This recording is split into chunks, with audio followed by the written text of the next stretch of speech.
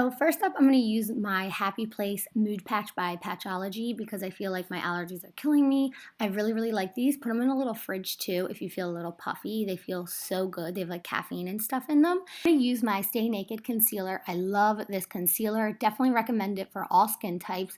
It does dry a little quickly, and a little bit goes a really long way, so you do not need a lot. Then I'm going to take the Hoola Light and I'm just going to kind of set all that concealer on my eyes just so nothing kind of moves around and gets gray when I put shadow on. Then I'm taking this palette, which I didn't like it, which makes me sad because I thought I would, but the matte colors suck, but the glitter colors are amazing. So I'll pop it below in the description if you want to check it out for the glitters.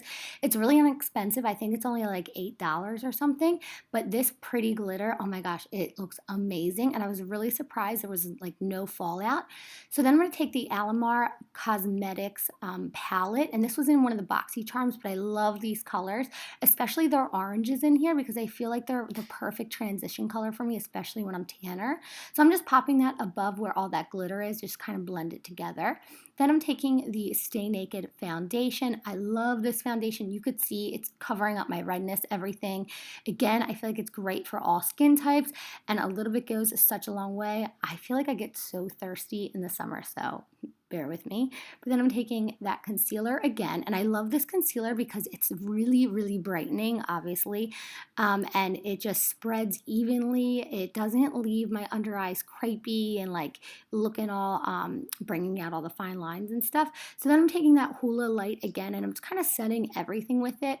That Hoola Light I wouldn't use when I'm paler because it's kind of darker, but right now the rest of my body's so tan, which is why I'm using Hoola Light, because it does have a little tan to it, so it'll keep me from looking like a skeleton. Then I'm taking Hoola Regular, and I'm basically just going to warm up the rest of my face. I'm not doing a crazy contour. I'm just bringing it around my cheekbones, down into the bottom of my jawline, around my nose, and then I'm going to bring it up into my hairline, and I'm just going to blend the Hoola Light and the regular Hoola together just to kind of bring back that warmth to my face. And I feel like if I went overboard, I can just take that Hoola Light and kind of mix them together.